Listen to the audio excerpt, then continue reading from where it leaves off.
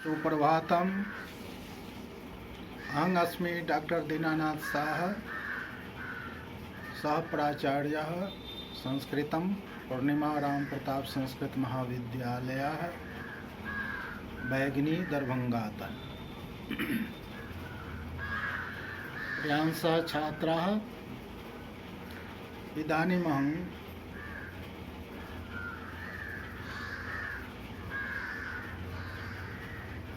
भवतां मध्ये शास्त्री प्रथम खंडे साहित्य प्रथम पत्रे निर्धारित छंदो मंजरी ग्रंथ मध्ये परिचयं वर्तते।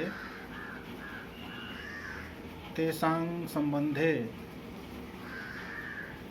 व्याख्यानं दास्यामि।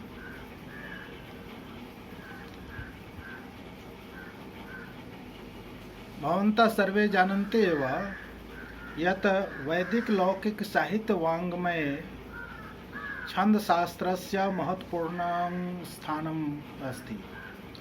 शास्त्री प्रथम खण्डस्य साहित्य प्रतिष्ठा प्रथम पत्रे पंडित गंगादास विरचितं छन्दो मंजरी इति रचना पाठ्यक्रमे निर्धारिता वर्तते।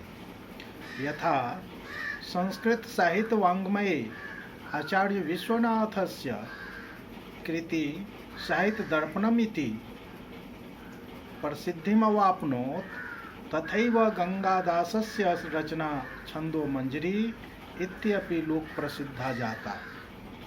छन्दो मंजर्याः मंगलाचरणेन ज्ञायते यत् अस्य पितॄणां वैद्यगोपालदासः, मातॄणां च संतोषी देवी आसीत्। सः श्रेष्ठः कविरपि आसीत्।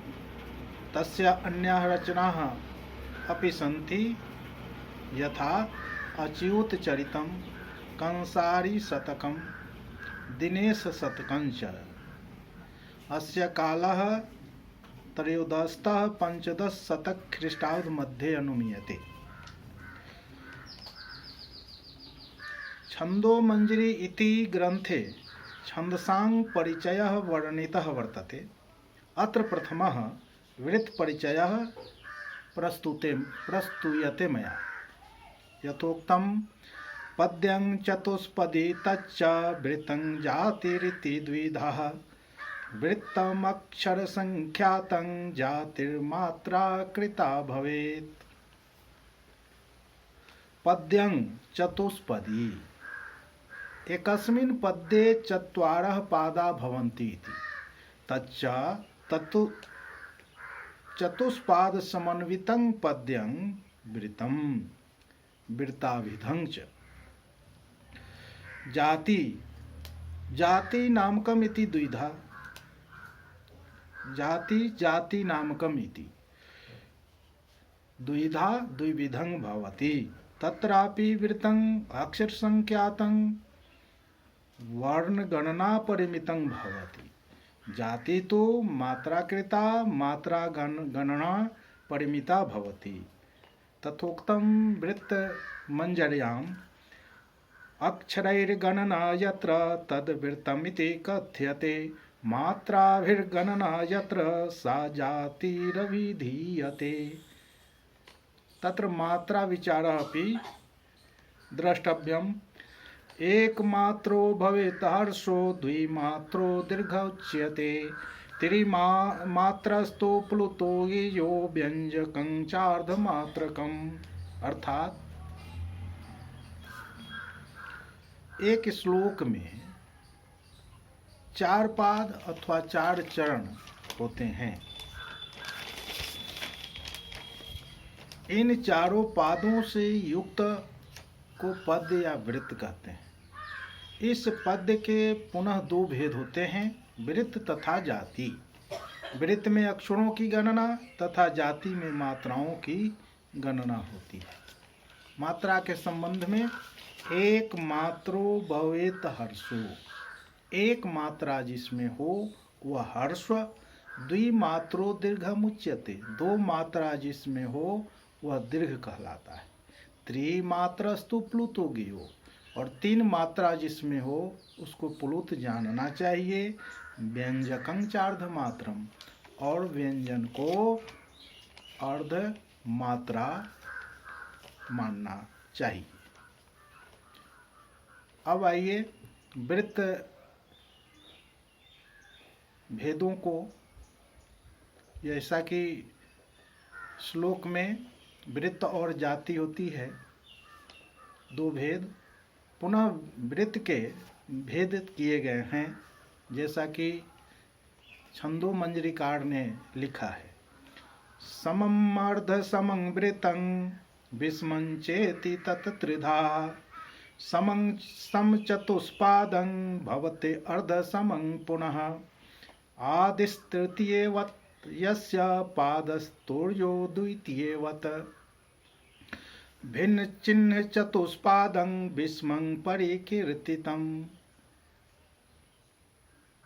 अत्र पूर्व कथितं वृत्तभेदान् वर्णयति, यथा वृत्तं समम् अर्धसमं विस्मं च इति त्रिधा त्रिविधं भवति। समम् एतन्नामकं वृत्तं समचतुष्पादं समानचरणचतुष्टयं भवति। पुनः तदनन्तरम् अर्धसमं वृत्तं कथयति, आदि प्रथमः पादः तृतीयवत्, तृतीये पादः समः, तथा तूर्यः चतुर्थः पादः द्वितीयवत्, द्वितीय पाद समः भवति। तत् अर्धसमं संज्ञकम्। भिन्न चिन्ह चतुष्पादं यस्य वृत्तस्य चत्वारो पादः पृथक् लक्षण युक्तः स्युः वयोः, तद् विस्मं नाम वृत्तं परिकीर्तितं कथितम् इति। अर्थात पूर्वोक्त वृत्त के 3 भेद होते हैं, सम, अर्धसम तथा विषम। समवृत्त उसको कहते हैं जिसके चारों पाद समान अक्षर वाले हों, जैसे अनुष्टु। अर्धसम वृत्त जिसका प्रथम चरण तीसरे चरण के समान और दूसरा चरण चौथे चरण के समान हो, उसे अर्धसम वृत्त कहते हैं, जैसे हरिण, पलुता। और विषम वृत्त उसको कहते हैं जिसके चारों चरण भिन्न भिन्न लक्षणों वाले हों, जैसे उद्गत। अब उक्त तीनों भेदों का विस्तृत वर्णन छंदोमंजरी के द्वितीय, तृतीय और चतुर्थ स्तवक में आगे की कक्षाओं में अध्ययन करेंगे। आज इतना ही। ओम शांति।